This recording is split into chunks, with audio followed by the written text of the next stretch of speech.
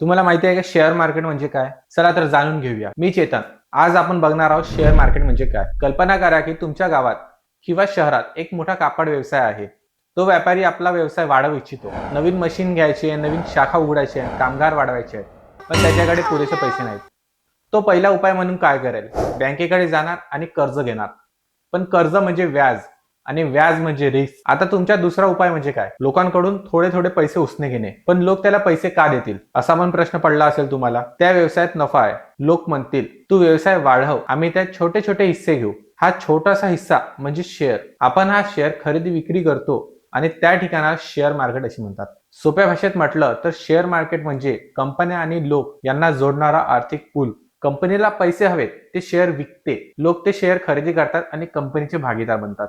Company वाढली तर invest करणाऱ्यांचा नफाही वाढतो. कंपनी घसरली तर इन्व्हेस्ट करणाऱ्यांचा नफाही लॉस मध्ये जातो. हे सगळं बाजारात अजिबात गोंधळ न करता सरकारच्या नियमाखाली आणि सेबीच्या नियंत्रणाखाली होतं. खूप लोक सांगतात की शेअर मार्केट म्हणजे जुगार, पण शेअर मार्केट म्हणजे बिझनेस पार्टनरशिप आहे, जिथे तुम्ही मोठमोठ्या कंपन्यांसोबत वाढता आणि कंपनीसोबत नफा कमवता. अशाच सोप्या भाषेत शेअर मार्केट शिकण्यासाठी इट्स लोकसरला फॉलो करा, व्हिडिओला लाईक करा आणि कमेंट करायला विसरू. भेटूया नवीन व्हिडिओमध्ये.